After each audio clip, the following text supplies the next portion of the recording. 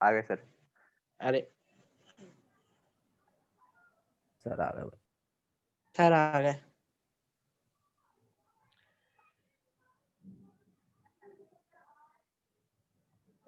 Okay जी, तो हम जो है वो अभी तक इंट्रोडक्शन डिस्कस कर रहे थे और इनिशियली जो है प्रिंसिपल्स ऑफ मैनेजमेंट की importance for the CS students को हमने डिस्कस किया। तो और कुछ सवालात के जवाब जो कि आप लोगों ने सॉफ्ट स्किल्स के हवाले से हमने बात की, उसके ऊपर हमने डिस्कशन की है। कोर्स आउटलाइन के हवाले से जो है वो कमिंग क्लास में इंशाल्लाह आपको कोर्स आउटलाइन मिल जाएगी। हमें पता भी चल जाएगा कि नंबर ऑफ स्टूडेंट्स कितने हैं, ये सारी चीज़ें इंशाल्लाह। तो अभी तक तो 10 लोग ही हमारी क्लास के अंदर मौजूद हैं इस कोर्स के अंदर। और फर्दर ये है कि अब हम कोर्स को आगे लेकर बढ़ते हैं। अगर आपका कोई सवाल हो इससे पहले तो आप पूछ सकते हैं बिल्कुल, अदरवाइज हम जो है वो आगे बढ़ते हैं। और हम जी प्लीज सर नंबर का क्राइटेरिया का बता दें। जी बिल्कुल, नंबर के क्राइटेरिया का बिल्कुल बता देते हैं। तो आप सबसे पहले हम थोड़ा सा आगे बढ़ते हैं और फिर वहीं पर ही नंबर का क्राइटेरिया भी आपके साथ शेयर कर देंगे। Okay sir. हम जो है ये हमारी जो है वो मेथोडोलॉजी होगी, जो हम लेक्चर्स जो है वो हम देंगे। उसमें आमतौर पर ये चीज़ें होंगी, लेक्चर्स होंगे जो कि आमतौर पर होते हैं। कुछ वीडियोस भी आपके साथ शेयर की जा सकती हैं। केसेस होंगे कुछ, एक आधा या दो केसेस आपके साथ शेयर किए जाएंगे। प्रेजेंटेशंस होंगी जो कि स्टूडेंट्स की तरफ से होंगी, आप लोगों ने प्रेजेंटेशन देनी है इसके अंदर। वैसे मैं क्लास के अंदर 3 प्रेजेंटेशन जो है वो लेता हूँ। आपका क्या ख्याल है, आप लोग 3 प्रेजेंटेशन के साथ हमें जाना चाहिए या कि आप कोई इसमें कमी चाहते हैं? Sir I think that's it's okay 3 presentation. मेरा ये ख्याल है कि ये जो कोर्स है इसका असल क्रक्स ही यही है कि you should improve your presentation skills and management skills. तो मेरा ये ख्याल है कि 3 प्रेजेंटेशन कोई बड़ी बात नहीं है। 2 प्रेजेंटेशन आप किसी आर्टिकल पर आप दे देंगे और एक प्रेजेंटेशन जो होगी वो आपके फाइनल जो प्रोजेक्ट आपका होगा उसके ऊपर आप दे दीजिएगा। तो इस तरह ओके आपकी सर। 3 प्रेजेंटेशन होंगी। ठीक है सर, ठीक है। और ओके सर। मेरा नहीं ख्याल कि कोई इसमें प्रॉब्लम होना चाहिए आप लोगों को। Yes sir, no issue no issue. No sir, sir कोई मसला नहीं है सर इसके अंदर। Very good. तो इसका मतलब है अच्छा, इसके अंदर एक कुछ मेरे रूल्स होते हैं प्रेजेंट करने के लिए। वो ये होता है कि your presentation will be in English. ये आपने ज़रा पहले से, अगर किसी की इंग्लिश वीक है तो कोई मसला नहीं है, लेकिन वो पहले अपनी प्रैक्टिस कर लेगा कहीं पे बैठकर। अगर नहीं भी कर लेगा तो यहाँ पर देखिए, आपने ये देखना है कि आपकी इंग्लिश सबसे अच्छी है। आपको जो आता है बस आपने बोलना है। ये मत सोचें कि आपको बुरी इंग्लिश आती है, ग्रामर गलत होगी, ये होगा फला होगा। उससे बिल्कुल कोई लेना देना नहीं है। देखें, लैंग्वेज जो है is nothing, just the speaking. आप अपनी बात समझा लें अगर किसी को, चाहे उसकी ग्रामर गलत हो या सही हो, उससे कोई फर्क नहीं पड़ता। आपने अपनी बात समझानी है बस। उस लैंग्वेज के अंदर आपने अपनी बात को समझा। जैसे आप उर्दू बोलते हैं तो क्या आप ग्रामर का ख्याल रखते हैं? क्या आप सोचते हैं यार ये वर्ड ऐसे नहीं, ऐसे इस्तेमाल होना चाहिए था? हजारों तरीके से इस्तेमाल नहीं सर। करते हैं। No sir. इसलिए ये सोचना कि मेरी ग्रामर अच्छी नहीं होगी, मैं आराम से बोलता हूँ, मेरा ये है, कोई मसला नहीं है। Just speak it. तो आपने सिर्फ बोलना है इंग्लिश के अंदर। Try to speak in English जितना आप मैक्सिमम आप कर सकते हैं। कोशिश करें कि 100% आप इंग्लिश में ही बात कीजिएगा। और प्रेजेंटेशन में, खास तौर पर प्रेजेंटेशन के अंदर, बाकी भी यस आप सर, कर श्योर। सकते हैं। We can continue 70 to 80% English in our lecture as well. तो हम उसको भी जो है वो लेके चल सकते हैं।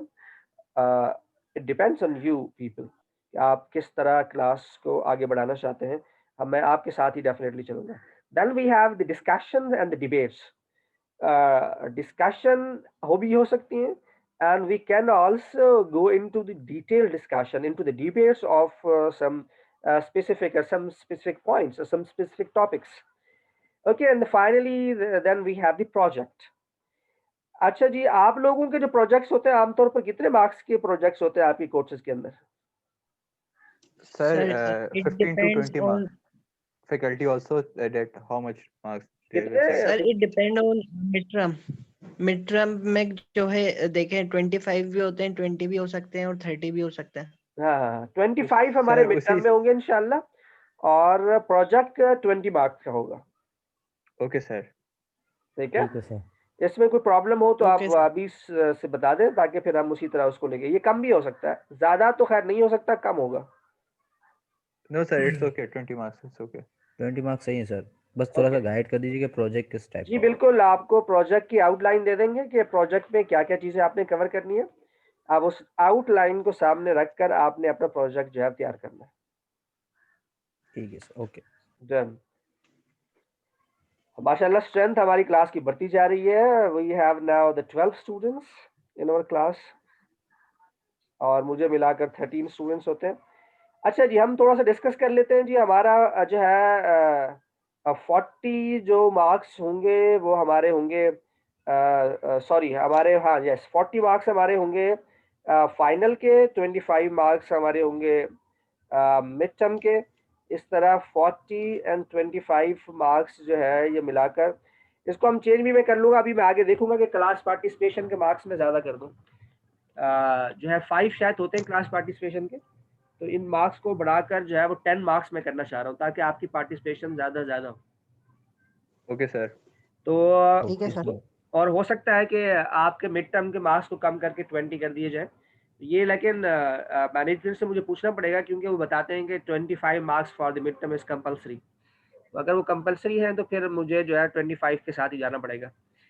और नहीं सर, कंपल्सरी तो नहीं है क्योंकि जो हम लोग कोर्सेज पढ़कर आ रहे हैं उसके अंदर 20 मार्क्स ही हैं। ओके ठीक है यस सर, ठीक है।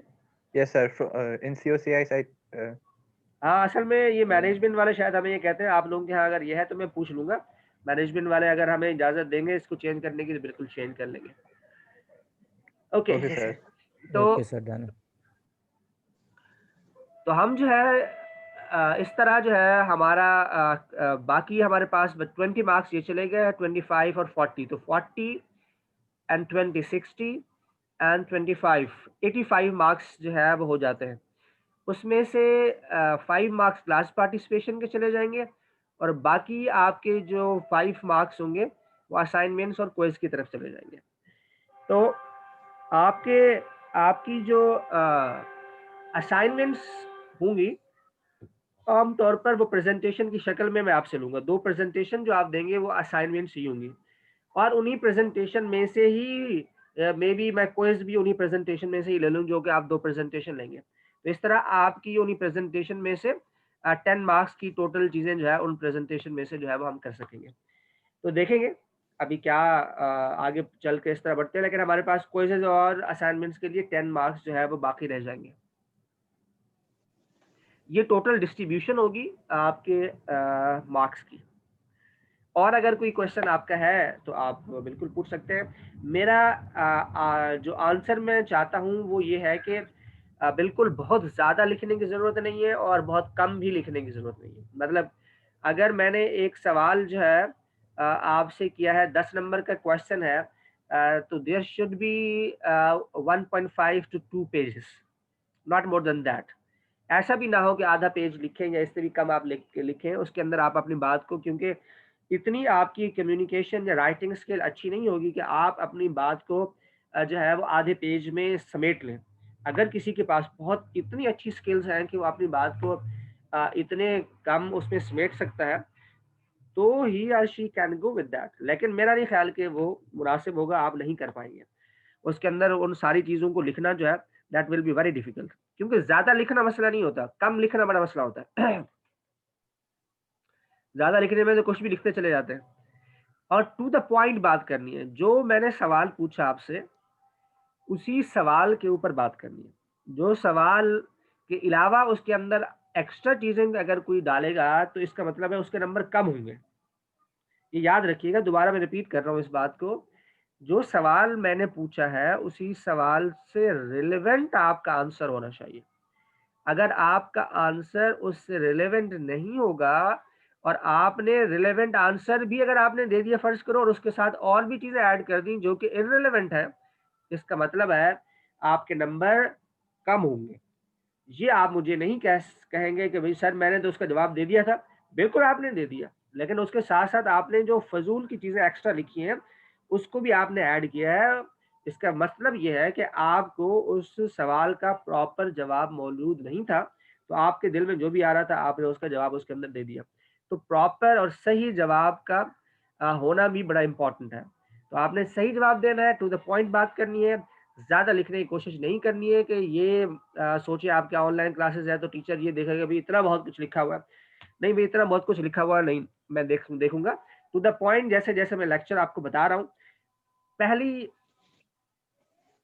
जो सबसे इम्पोर्टेंट चीज़ है वो ये है कि आपने ये जो मेरी लेक्चर की स्लाइड्स हैं, ये जो मेरे लेक्चर्स हैं, मेरे लेक्चर जो है ये आपको एलएमएस पर मिल जाएँगे और एलएमएस पर के थ्रू आप जो है मेरे यूट्यूब चैनल से मिलेंगे। मेरा यूट्यूब चैनल भी है, उसके अंदर एचआर के और इस तरह सॉफ्ट स्किल्स के ऊपर और इस तरह डिफरेंट जो है छोटी-छोटी स्टोरीज़ और सक्सेस स्टोरीज़, सर इंटरव्यू से रिलेवेंट चीज़ें जो है कि इंटरव्यू प्रिपरेशन कैसे होती है, इससे रिलेवेंट चीज़ें भी अवेलेबल है उसके अंदर।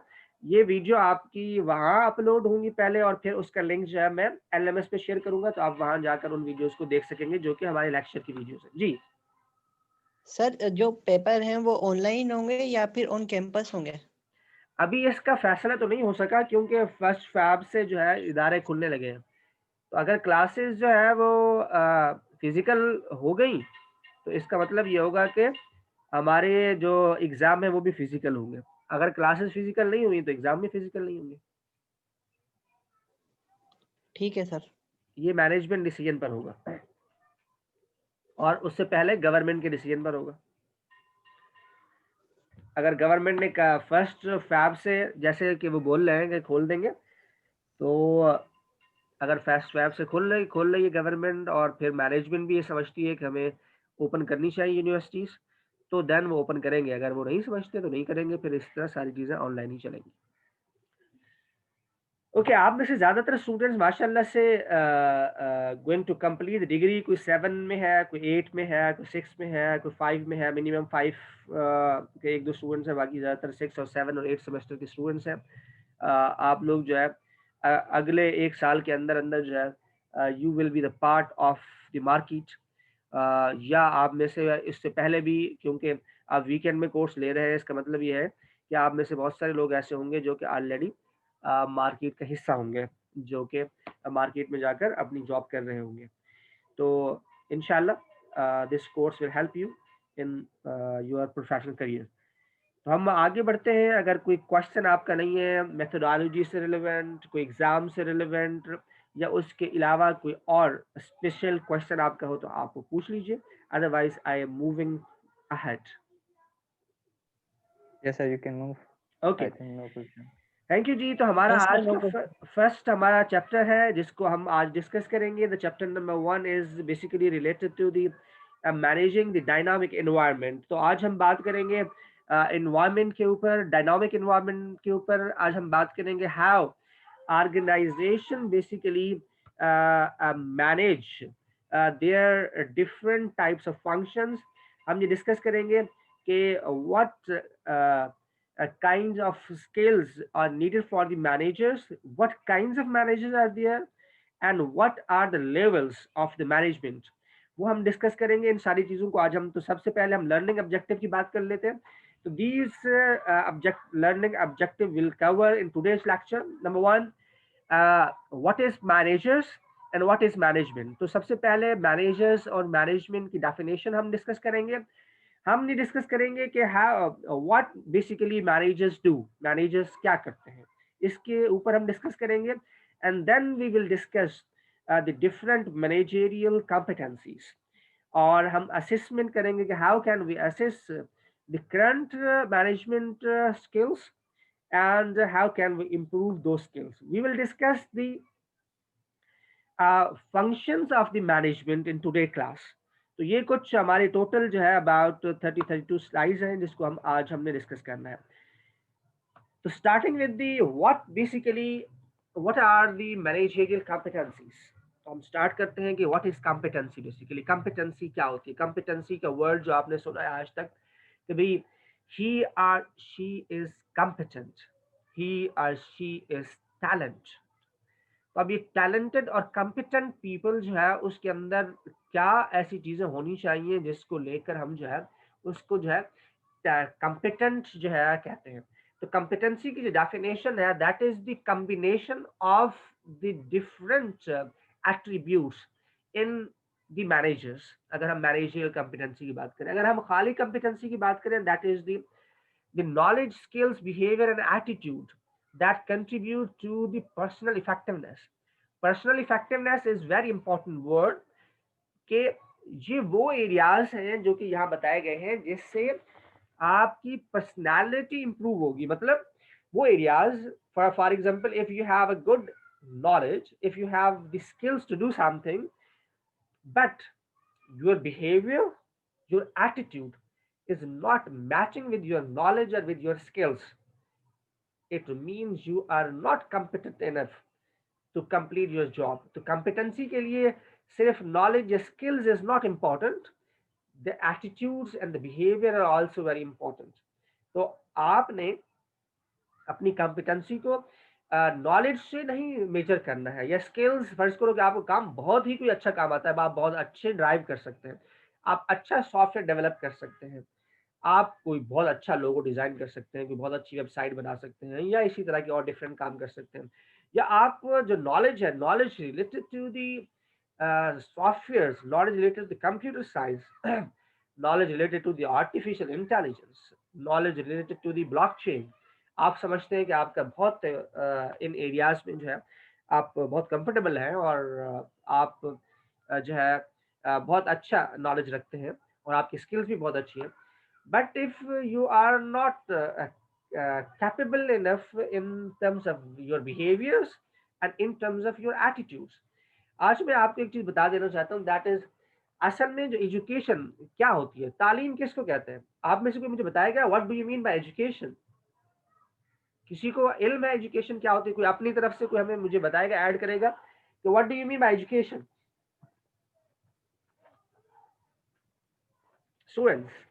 Sir, basically, education guides you the way how to talk with the people and how to manage and to set the skills so that you can contribute to personal effectiveness in terms of behaviors or in terms of skills. And it also education also guide you the attitude, how to talk with a person if you are sir अगर आप किसी बड़ी organisation में बैठे हुए हैं और okay आपको मतलब बात करने की बिल्कुल आपको काम आता है लेकिन आपको बात करने की तमीज नहीं है क्या कि कौन किस बंदे से क्या बात करनी है और किस लहजे में बात करनी है, तो सर ये सारी जितने भी मैटर है ना वो आपको एजुकेशन ही गाइड करती है। ओके और एनीवन एल्स? दूसरा जी जी प्लीज अ, आप औ, continue करें। और दूस, और दूसरी बात सर ये बेसिकली आपके एक लाइफ स्टाइल के अंदर भी एक रोल अदा करती है। Good. Yes anyone else? Sir education basically कुछ भी नहीं है, बस शऊर है अच्छे और बुरे का। क्या बात है, क्या बात है, बड़ा बड़ा जबरदस्त हसान आपने जो है ना ऐसे सेंटेंस दिया है। क्या बात है आपके, दैट इज जो है आपने एक शऊर का वर्ड इस्तेमाल किया। यानी आप चाहे लाखों किताबें अपने सर पे लाद लें, लेकिन अगर आपके अंदर शऊर नहीं आया है तो इसका मतलब है आप तालीम याफ्ता नहीं है। क्या बात है। ओके जी, आगे आगे कुछ बताना चाहेंगे आप Hasan? Okay anyone else who want to add something related to the education? What do you mean by education in your opinion? आप क्या समझते हैं, आपकी ओपिनियन, आपका ओपिनियन क्या है?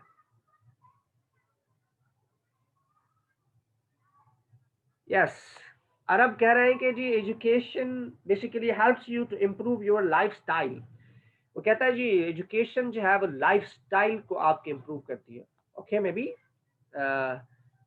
अरब जो है वो सही कह रहा हो। Definitely is one aspects we can call it, that is the lifestyle can improve through the education। okay, अच्छा जी, और एनीवन एल्स? कोई और कुछ कंट्रीब्यूट करना चाहता हो, कोई और कुछ बोलना चाहता हो?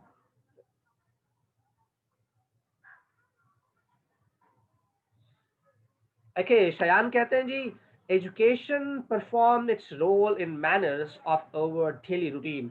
यस, हमारा जो डेली रूटीन होता है उसके अंदर एजुकेशन जो है वो बहुत मैटर करती है, और जो आपके मैनर्स होते हैं वो इंडिकेट करते हैं कि वेदर यू आर एजुकेटेड और not. That is Syed Shayan. Okay, good Shayan. And okay जी, तो हमने आप लोगों का इनपुट ले लिया, और मेरा इनपुट यह है कि बहुत simple, education means is change in your behaviour and attitude. Education का जो मतलब है वो सिंपल यही है कि आपका जो बिहेवियर एंड एटीट्यूड जो है अगर चेंज हो जाता है, उसी के अंदर लाइफस्टाइल भी आता है, उसी के अंदर मैनर्स भी आते हैं, उसी के अंदर सब कुछ आता है। If you change, if after completing your degree, may be you complete your PhD, but आप आज से 10 साल पुराने वाले लोग ही हैं, तो इसका मतलब है there is no change in your personality, there is no change in your behaviour.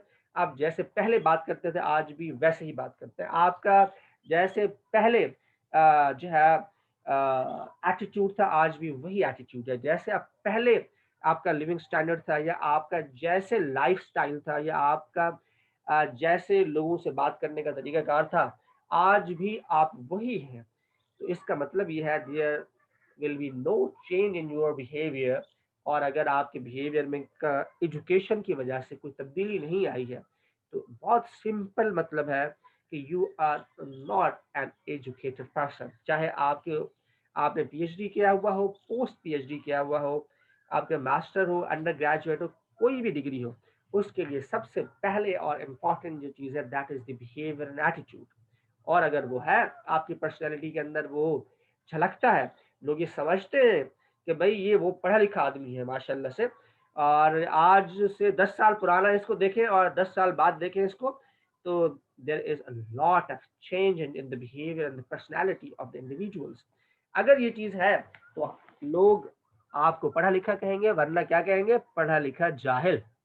आमतौर पर वर्ड इस्तेमाल करते हैं हम अपनी सोसाइटी के अंदर, यार ये तो पढ़ा लिखा जाहिल है, मतलब इतना पढ़ने लिखने के बाद भी इसका एटीट्यूड बिल्कुल अनपढ़ लोगों वाला है, इसका एटीट्यूड और बिहेवियर बिल्कुल Yes, अनपढ़ sir. लोगों वाला है। तो ये बहुत बड़ा इंपॉर्टेंट है। देखिए, एजुकेशन के अंदर ये वर्ड इस्तेमाल नहीं हुआ कि नॉलेज या स्किल्स आपने इंप्रूव करनी है।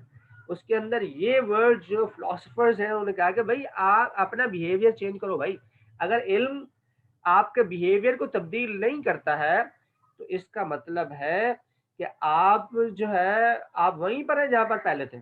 फॉर एग्जाम्पल, आप जो है आलिम बन गए, लोगों को वाज करते हैं, लेकिन आपका बिहेवियर वही है। पहले भी आप नमाज नहीं पढ़ते थे, आज भी नहीं पढ़ते हैं। पहले भी लोगों से लड़ते थे, आज भी लड़ते हैं। पहले भी आप जो है अपने घर वालों को या रिश्तेदारों को एटीट्यूड दिखाते थे, आज भी एटीट्यूड दिखा रहे हैं।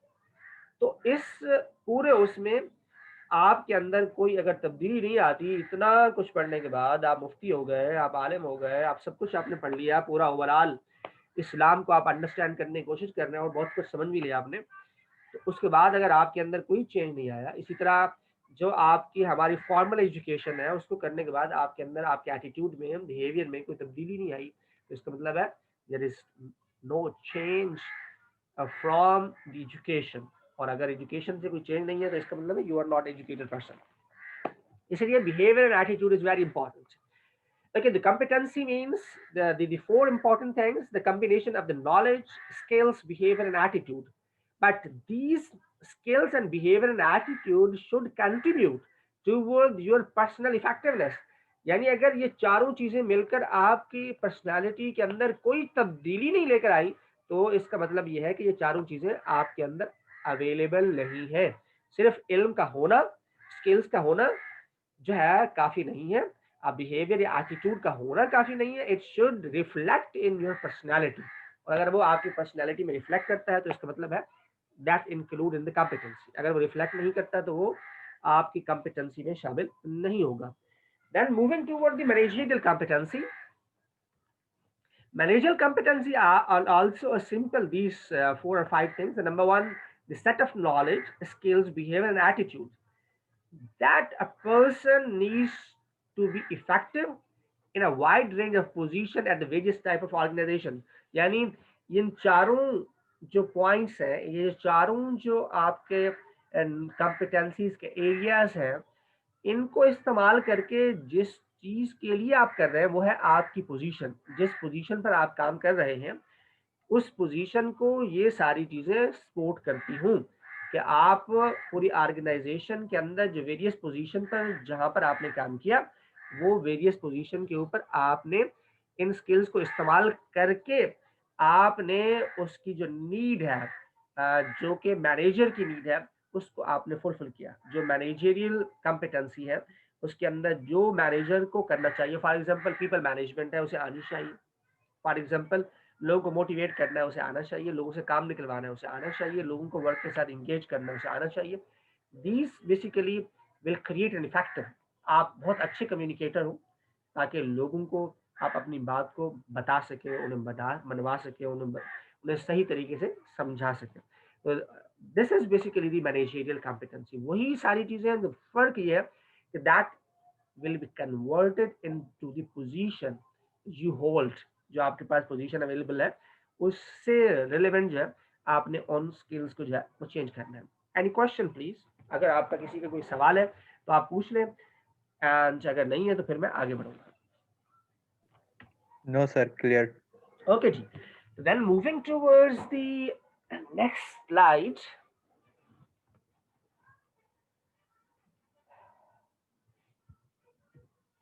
And the next slide is why managerial skills is important.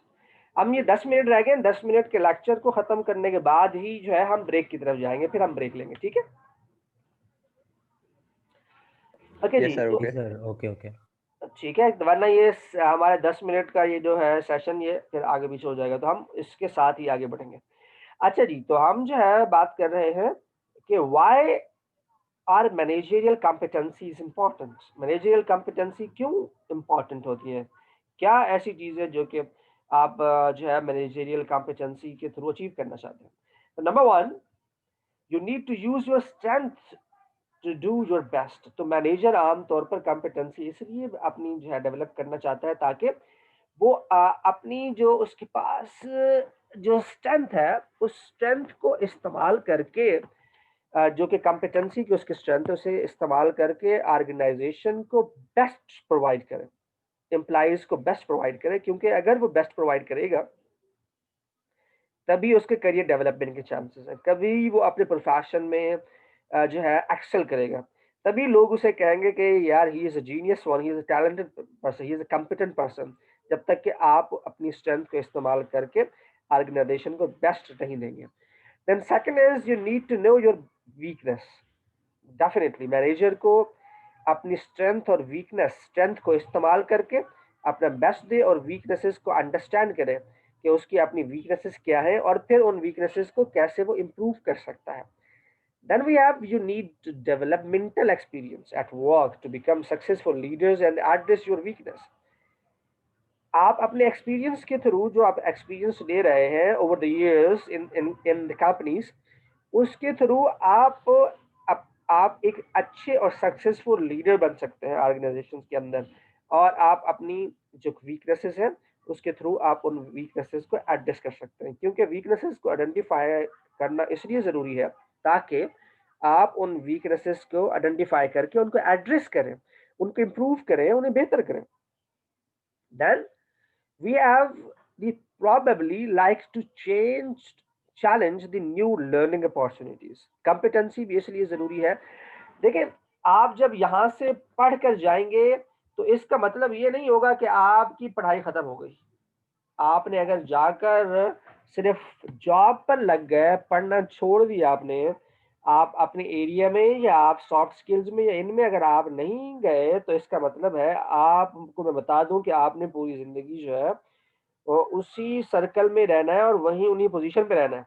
अगर आपको बड़ी पोजीशन पर जाना है तो बड़ा सोचना होगा, नई चीजें सीखनी होंगी, नई लर्निंग अपॉर्चुनिटी की तरफ जाना होगा, न्यू नॉलेज लेना होगा, आर्टिकल पढ़ने होंगे, बुक्स पढ़नी होंगी, नई चीजों को सुनना होगा, कॉन्फ्रेंसेस, ट्रेनिंग्स, इन सारी चीजों को अटेंड करना होगा। तभी जाकर जो है आप अपने आप को इम्प्रूव करेंगे और चैलेंजेस जो आएंगे फ्यूचर के अंदर, क्योंकि आज जो आपने पढ़ा है कल को ये खत्म हो जाएगा। अगर आपने अपने आप को इम्प्रूव नहीं किया तो आने वाले 5-10 सालों के अंदर आपकी मार्केट के अंदर कोई वर्थ ही नहीं होगी, क्योंकि आप तो 10 साल पुरानी चीज जो है आपको करना आती होगी, मार्केट चेंज हो चुकी होगी। तो आज जैसे दुनिया से बहुत सारी चीजें गायब हो गई, जैसे नोकिया की बड़ी वर्थ थी गायब हो गई, जैसे कोडैक बहुत एक अच्छा जो है होता था कैमरा, वो खत्म हो गया। इसी तरह एक इंजन होता था जिसको स्टीम इंजन कहते थे, बड़ी वर्थ थी उसके अंदर, वो भी खत्म हो गया। दुनिया के अंदर कितनी ऐसी चीजें आई हैं जो दुनिया से खत्म हो चुकी हैं सिर्फ इसलिए, हालांकि वो उस वक्त के सबसे टॉप नंबर 1 पर थे, लेकिन क्योंकि उन्होंने अपने आप को चेंज नहीं किया, उन्होंने अपने आप को इम्प्रूव नहीं किया, जिसकी वजह से वो दुनिया से खत्म हो गया। तो improvement is a continuous process, learning is a continuous process, not only just to completing your degree and going for the work। अगर आपने ऐसा किया तो you will be thrown out from your professional career। अगर आप thrown out नहीं भी होंगे तो फिर आप ऐसे ही जलील होते रहेंगे कि आप बिल्कुल ही उस जिस पोजीशन पर आज जाएंगे जिंदगी भर उसी पोजीशन पर रहेंगे, या थोड़ा बहुत आप तरक्की कर लेंगे। फर्ज करो कि आपने ये तरक्की की कि आप पूरी जिंदगी में असिस्टेंट मैनेजर तक रह गए आप, तो आपकी को कि इतनी जो आप डिग्रियां ले रहे हैं CS और फलाना, और ये 18 साल 16 साल की एजुकेशन आप 4 साल लगाकर आप जो है ले रहे हैं, ऐसी चीज़ों का फिर कोई फायदा नहीं है लर्न करने का। वो तो एक इंटरमीडिएट पास बच्चा भी जो है 50 60 70 1 लाख तक के अंदर में वो भी कमा लेता है, और छोटी मोटी पोजीशन पर वो भी वर्क कर लेता है। अगर अच्छी और बड़ी पोजीशन पर जाना है तो आपको डेफिनेटली इन चीज़ों को कंटिन्यूसली करना होगा। Then organisation do not want to waste the human resource. Human resource जो है is very important. Human resource mean this is not the department, these human resource means the people who are working in the organization।